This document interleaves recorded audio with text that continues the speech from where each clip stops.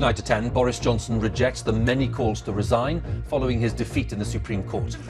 The Prime Minister, who acted unlawfully when he suspended Parliament, had to return there today to face the anger of many MPs. Parliament resumed its business this morning, and Labour repeatedly declared that Mr Johnson was not fit to be Prime Minister. After yesterday's ruling, Mr Speaker, the Prime Minister should have done the honourable thing and resigned. This Parliament must either stand aside and let this government get Brexit done, or bring a vote of confidence and finally face the day of reckoning with the voters.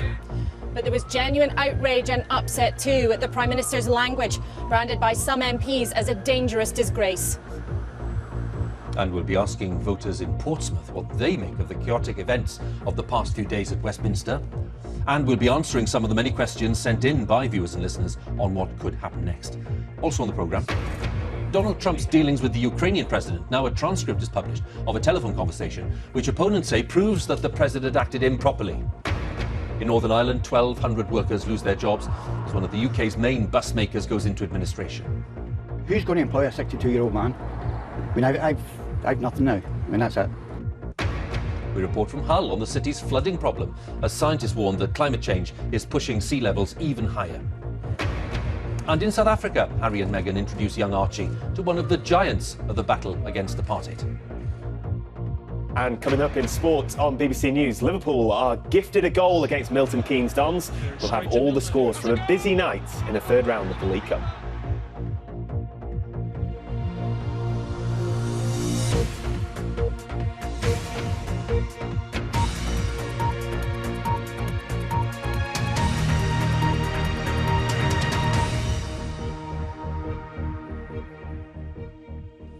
Good evening. Boris Johnson has faced the House of Commons for the first time following his defeat in the Supreme Court yesterday.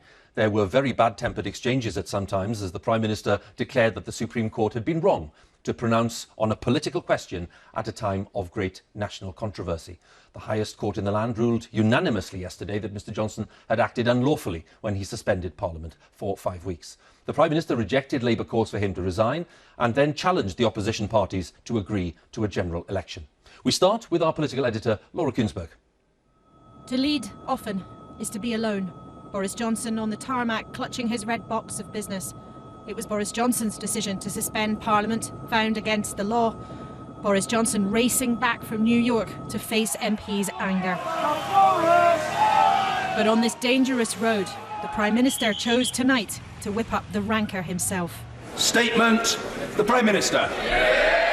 No regret, no remorse. He questioned the judge's ruling yesterday. It is absolutely no disrespect to the judiciary to say I think the court was wrong to pronounce on what is essentially a political question. He chose attack as the best form of defence, rather than give answers, goading the opposition to bring him down.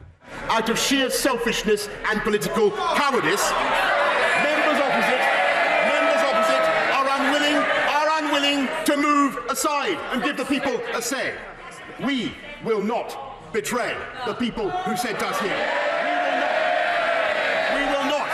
That's what they want to do. We will not abandon the priorities that matter to the public. And we will continue to challenge those opposition parties to uphold democracy. Some Labour MPs shouted, "You should be in jail," and shame. Jeremy Corbyn's response, he should go. After yesterday's ruling, Mr Speaker, the Prime Minister should have done the honourable thing and resigned.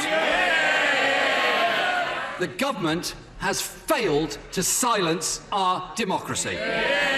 But he was resolute. Jeremy Corbyn won't take the chance of an election now, not until there's a guarantee we won't leave the EU without a deal next month. He says he wants a general election. I want a general election. It's very simple.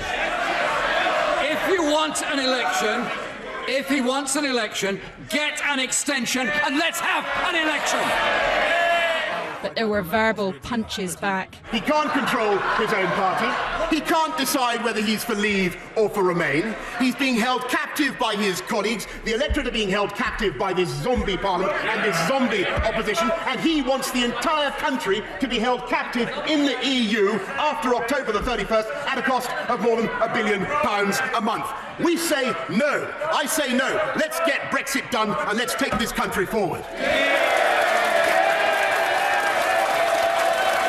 The more savage it was, the more they roared. The Prime Minister had almost provoked his own side into backing him like this. If anything, that applause encouraged the opposition parties to slam him. If my son can apologise for kicking a football indoors, surely the Prime Minister can have the humility to say sorry for misleading the Queen, misleading the country and illegally shutting down our democracy. And at a time like this, don't bet on what might come next. The opposition must unite to trigger a vote of no confidence to bring this chaotic government down. Does he still believe it to be right and proper to seek to impeach a Prime Minister who has been judged to mislead the public? There was nothing still about tonight. Frustrations erupting. We've seen the political establishment in this House, the commercial establishment, and now the judicial establishment go against the will of the people. They are angry, they feel thwarted by the establishment. Those who claim to defend parliamentary democracy are in fact putting it at grave risk by alienating a large proportion of the population who fear that this House is trying to block a democratic referendum result that we promised to honour. Disdain from the Prime Minister's former colleagues. He's pitting Brexit against Remain, Young against old, Scotland against England, and people against the Parliament. And maybe fear too. Many of us in this place subject to death threats and abuse every single day. And let me tell the Prime Minister that they often quote his words: surrender act, betrayal, traitor. And I, for one, am sick of it. I think, Mr. Speaker, I have to tell you, Mr. Speaker, I have to say, Mr. Speaker, I've never heard such humbug in all my life. The outrage at his response louder than Boris Johnson's attempt to make himself heard. More acute when the murdered MP Joe Cox's successor pleaded with him too. Will he, going forward, moderate his language so that we will all feel secure when we're going about our jobs? The best way to honour the memory of Joe Cox, and indeed the best way to bring this country together, would be, I think, to get Brexit done. Tonight, at least, it's almost impossible to imagine those inside being able to agree on whether it's night or day. The government's top lawyer earlier declared it over. This Parliament is a dead Parliament. It should no longer sit. It has no moral right to sit on these green benches. This Prime Minister to talk about morals and morality is a disgrace! When outrage is in fashion, agreement the country may crave is hard to find. Let's go live to Westminster. Laura's there for us. Laura, have you ever seen a session like that? Well, Huw, I've watched more hours of action in the House of Commons than I care to remember, particularly the bruising, fractured and fractious debates over the last few years. And I can't remember an evening when it was quite so angry, when nerves were quite so raw. Of course, there are legitimate passions on both sides of this debate and genuine frustrations too in the country on all sides that this place has failed to come to any agreement on Brexit, that decision that was taken by the country so long ago. But there are real concerns about how this debate has taken a turn since Boris Johnson has become Prime Minister. We know there's never been any secret that he's a politician who is happy to provoke. He thinks that stirs up his enemies and even excites his base. But tonight it felt like Parliament was a place of fear and loathing. And if that's a group of people that Boris Johnson ever hopes to get on sides, even to give him the election he so desires, that is going to be a struggle. And I think in the morning there are not going to be many even Conservative MPs who find it easy to defend what happened there tonight. Of course, though, politics has been happening at 1,000,000 miles an hour. It's very difficult to say on one evening this will set a course. But I think this could turn out to be an evening where the tone in Parliament changed. It feels a little in this moment that the top has come out of a bottle of something, and whatever comes next, it may be difficult to put it back. Laura, once again, thank you. Laura Kuensberg there on the day's events at Westminster, our political editor. Well, yesterday's ruling by the UK Supreme Court has prompted thousands of questions from viewers and listeners in all parts of BBC News. So our Deputy Political Editor, John Bercow, has been answering some of those questions, and here's the first one. What happens next? Well, Boris Johnson was already in a tight political corner, and he still is. Just look at his relentless pressure to force an early election. The mood has been transformed, the ferocity of the argument off the scale, and now the government's opponents are back in the Commons. They can close in, try to pass legislation to tighten up the law they've already passed to close off the option of leaving with no deal on October the 31st, and force Boris Johnson to either land a deal or do the last thing that he wants, to seek another Brexit extension. Will Brexit happen? Good question. Wish I knew. Out here, against Brexit, for Brexit, they'd love to know the answer. A lot depends on the Brexit negotiations in Brussels, where the UK side and the EU side are still some way apart. And the EU summit on October the 17th is rushing up fast. No deal by October the 19th, and Boris Johnson, by law, will have to extend Brexit, or try to. Unless, that is, the EU or any of its members decide they've had enough, in which case Britain is shown the door. In the end, after 3 years, if Parliament can't decide all this, it may be up to you. Will there be a general election? Now that's an easy one, and the answer's yes. All sides want an election. The argument is about when. Opposition MPs say no election until a no-deal Brexit is off the table. They say they're worried about the disruption a no-deal Brexit would cause, but they know, and so does the Prime Minister, that a delay would cost the Tories lots of Brexit supporters' votes. Boris Johnson's election challenges, his taunts of cowardice are not working. He's under pressure, and when he says he wants a deal, he means it. This won't be a one-issue election, but it'll seem like it, and it's coming soon. That was John Bercow, our Deputy Political Editor, answering just a few of the questions that people have been sending in. Now, British business owners who attended a meeting with the Cabinet Minister Michael Gove this week have denied his claim that industry had told him it is ready for a no-deal Brexit. Mr Gove, who's in charge of preparations for a no-deal scenario, claimed today that the automotive sector and the retail sector had both told him that they were ready. Our economics editor, Faisal Islam, has the story. He's been speaking to people at the meeting. What are they saying?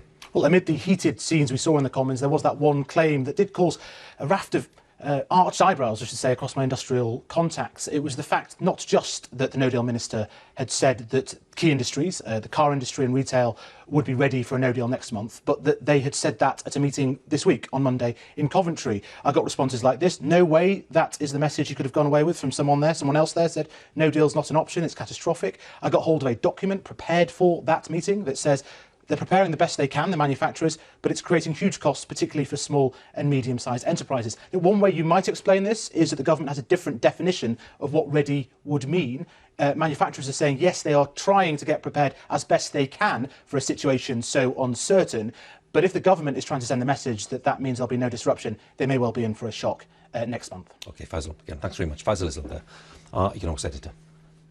Now, yesterday's events in the Supreme Court and the resumption of parliamentary business as the Brexit deadline approaches has prompted even more questions from voters about what happens next. In Portsmouth, 58% of people voted to leave the European Union, while almost 42% voted to remain. So our special correspondent Lucy Manning has spent the day in the marginal Labour seat of Portsmouth South. I will remain confident in this. I will see the goodness of the Lord. I will remain. I will remain. This was just a coincidence. The University Gospel Choir is not singing about Brexit. The Prime Minister not liking what he heard from the Supreme Court. I personally believe that he's acting quite outrageously, and it's not in thought of the country but himself. All Labour supporters in the middle, Rachel backs leave. Precious and Blessing remain. In order for Brexit to happen, he needs the help of the other MPs. It's not something that he can do by himself. So I do think that he probably had the right idea, but just went about it the wrong way, I think. Do you think there should be a general election? Not yet. I think let's sort out Brexit, let's get that sorted, and then afterwards, let's do an election, because I feel like they're now beginning to diverge from the situation at hand and what is here and what is current and needs to be sorted. A general election does need to happen. Portsmouth is one of the busiest ferry ports, and there are concerns about the impact of a no-deal Brexit. Defeat in the courts after repeated defeats in Parliament might not look like the best way to win an election in this marginal Labour seat, but the Prime Minister will be hoping his strategy of appearing to back voters against Parliament will pay off. At Fratton Community Centre, Conservative Leave voter Michael supports him. Who do you think's right, the courts or the Prime Minister? Well, I think the Prime Minister, because he leads the country. He's about the only one who's going to get his seat. What should the MPs be doing now they're back today? Well, I heard an MP say this morning he ain't got a clue what he's going to do. Leavers like Joyce feeling a little stitched up by MPs and the court. She did vote Conservative. I think he's doing his best. I don't know that he's going to get to the results. I should be voting Brexit. The Brexit Party. You don't think Boris Johnson's doing enough? I think anybody will let him. I don't think the other half of Parliament will actually allow him to. Hazel was a Lib Dem voter. Would you back Boris Johnson if he gets the UK out of the EU? If he got us out, yes, then I would back him. If he didn't get us out, then I'm not sure whether I would or not. Because it worries me what he would do next to get us out. A warning here for all MPs, though. Voters told us they want them to use the extra days in Parliament to talk about issues that don't involve Brexit. Lucy Manning, BBC News.